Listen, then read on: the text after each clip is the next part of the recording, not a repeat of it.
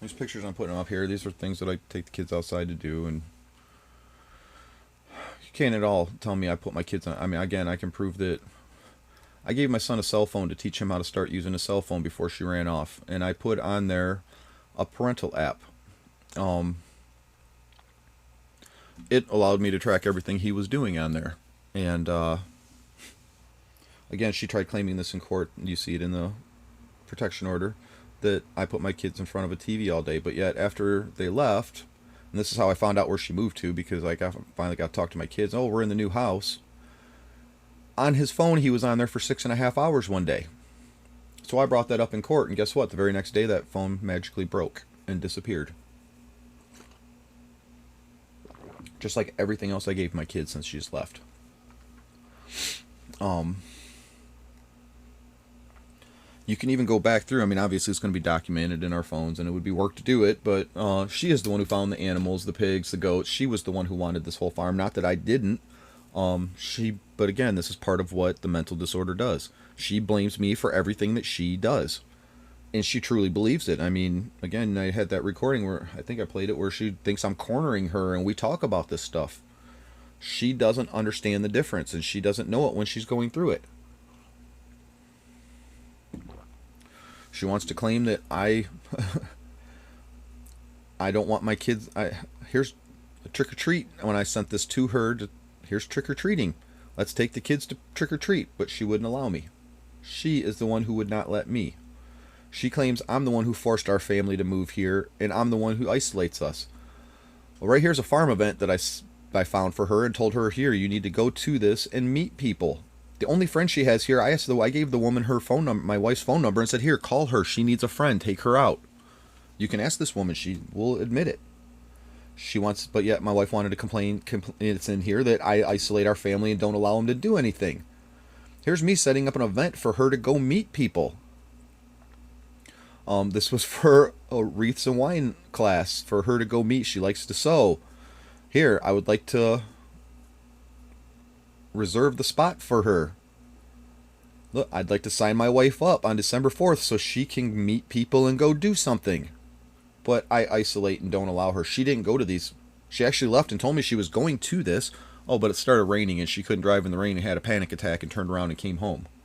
That's what happened that day. But yet I found it for her because I'm always staring at my phone doing bad stuff. You know, I'm looking for stuff for my wife to enjoy and people for her to meet and things for our family, things to build our house. How about when I found, again, I can show you the messages for where I found she likes to knit. I found one of the large diaper boxes full of yarn on Facebook. I went and bought it for her because I'm such a terrible person looking at my phone doing bad all the time. About a month after I got her that box, I decided I'm going to go through it and see what she's using. I'm going to learn my wife and what colors she likes and what she's doing. So I go through that box, and what do I find in the bottom of it? Her husband that she had divorced 10 years ago, I found love notes in his old cell phone. Again, more proof after I went through it that she was the one abusing him and cheating on him, and everything that she did to me, she did to him, and through the whole thing blamed him for being the one doing those things to her. Severe mental disorder. I mean, she has been professionally diagnosed being bipolar, the worst case severe bipolar there ever possibly can be. She has been diagnosed with seasonal affective disorder, which causes her through the exact same time periods every year to do the same terrible things. She's been diagnosed with multiple personality disorder. She's also been diagnosed with narcissistic disorder. There was one more. What was the other one?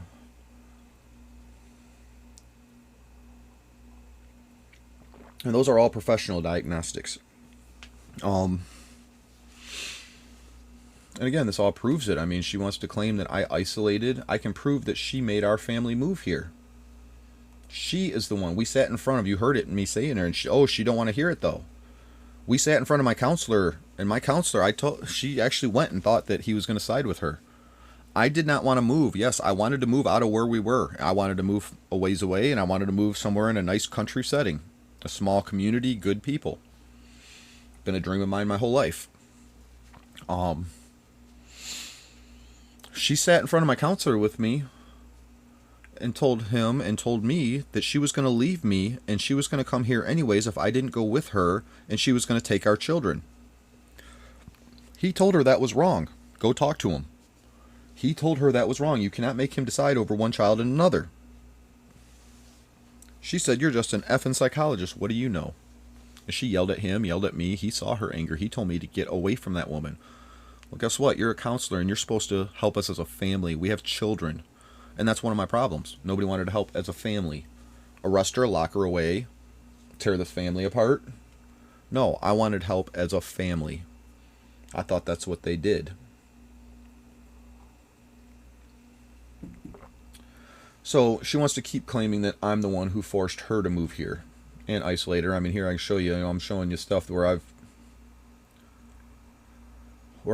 tried getting her to go out and meet people. So these are going to be text messages that I'm putting up here. You know, it was her agenda to move here. She wants to know why I would not. You can read these. I can't. She wants to know why I'm not on board with wanting to move. I wanted to move, just not till our kids graduated high school. I did not want to miss my kid, my son. We only had a year and a half left to go. And I really questioned what made us sell our house and move when we did. Again, I'm the one who got those kids dressed every day. Every morning I took their pajamas off and put their clothes on. Every night I gave them a bath and I put their pajamas on. I don't know if I've told this. I've made these videos so many times. I don't know what I said in previous ones and what I didn't. So I'm sorry if I duplicate myself here. There was a day that her and I were supposed to spend together, and her mom and stepdad were supposed to watch our son. So she took him over there. We spent the day together and had a wonderful day. That night she went back over there and picked him up and brought him home. Well, that night I went to put their pajamas on them. They weren't getting a bath. They got home late that night, and they weren't getting baths that night. We were just putting pajamas on. And she came in the room, and I saw her panic. She panics a lot. And you never know. All I try to do is try to comfort her in her panic and not try to look at her as some twisted person. So she kind of, I saw the panic in her. Let me get the kids dressed. Let me get the kids dressed. And again, she goes through this so many times, and it's been really a struggle with her being the working parent and me being the stay-at-home dad, the role reversal and all of that.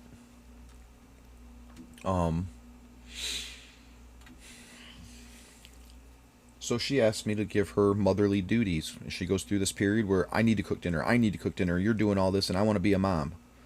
Well, I never understood that. Go spend time with your kids and let me cook dinner. But if she wants to cook dinner and that makes her feel like a mom, and even telling me I want to do the dinner and dishes because that's motherly duties and it makes me feel like a mom. And I've told her repeatedly, all right, I'll give it to you if you want to do it. Anytime you feel overwhelmed and want out, let me know and I'll take it back over. But she never would. She would just start going into a mode where she would complain because she's the one doing it all. And here, how do we get here? She's so excited because we're right on the doorstep. She's the one getting excited to move. The reason I didn't call my son and talk to my son and tell him that we were moving, because it hurt me too bad to do it. My son had already been through so much in his life and so much alienation and abuse that it hurt me to leave him. And I did not want to. And I couldn't fight myself to tell him that we were leaving. I didn't want to do it. And no, she didn't tell her kids. Somebody else did. They found out that our house was sold and told her kids that we were moving. Again, you hear it in here. She doesn't want to admit any of this stuff. All she does is deny her actions and blame and project it on everybody else. That is part of the mental illness. It's what's called projection. I hurt you, and I'm going to tell everybody, and I actually believe you're the one hurting me because I'm projecting myself onto you. You'll hear it repeatedly through these recordings, repeatedly. Again, does this at all, what you've heard so far, does that at all sound like a woman who's so scared of her abusive husband? Do these children sound like they're scared of their dad? No, you can hear it outright. They're scared of their mom. You hear it in their own words in these recordings. I don't want you to think I'm pushing my agenda. She is the one who forced us to move here, but yet runs off and tells everybody and puts on all these court documents that I'm the one who did it. I'm the one who refuses to put our son in school, but yet here's her, this came off of her phone, She is researching homeschooling when our son was only 3 years old. Our kids now, after she has run off, is not in school. They're in some sort of homeschooling group where there's 5 or 6 kids, from my understanding, listening to our children talk from ages 4 to 11.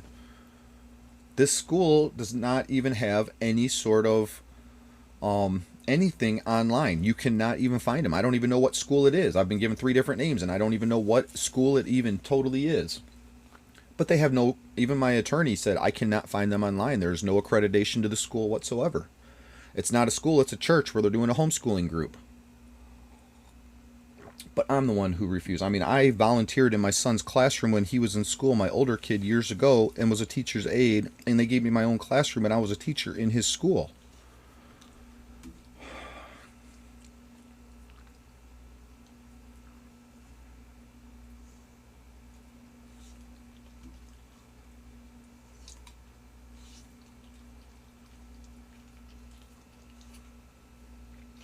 Again, she wants to state that I'm the one who picked this place and forced us to move here.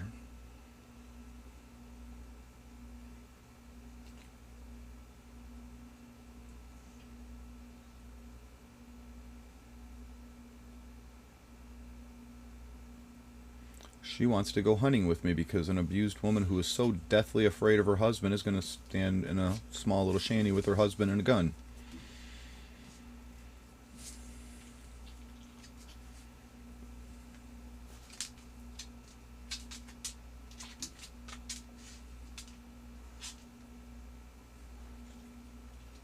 And if you go through our phones, you will see she is the one who found the pigs. She is the one who contacted the woman to get them.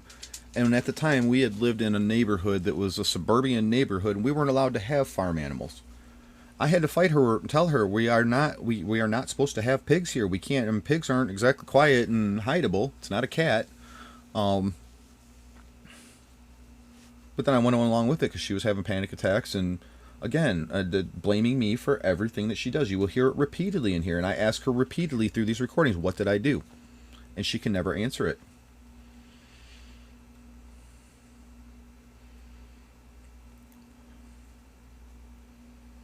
This was in that one of these text messages somewhere.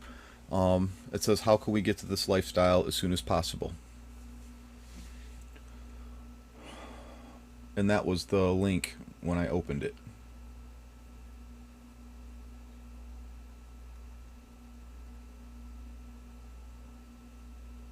And this is truly one of the most beautiful places I've ever found to live. Oh, here, how do we get to this lifestyle? And right there, the link is that video I just showed you of living off grid. Again, you go through our phones and see who researched what. You will find she was the one who did all of this. It's all documented. I mean, this stuff never disappears. She tells me she wishes she could be the stay-at-home mom. She had severe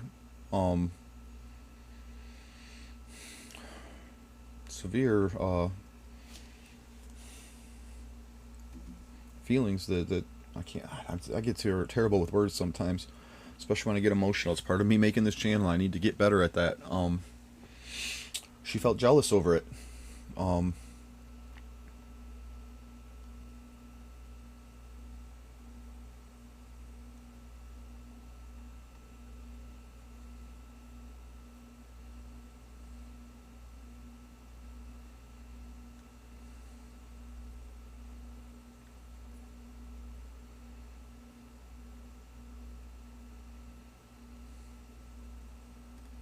But I'm the one who forced our family to move here. It's even in the court documents. I'm the one who isolated our family and won't allow her to have friends when I'm the one who got her only friend and tried to get her to meet other people, which again I can prove. But this court system doesn't want to hear it. Alright, I'm starting to get cramps and pains. I gotta stand up and walk, and I don't have a recording to play yet at this moment, so I will be right back.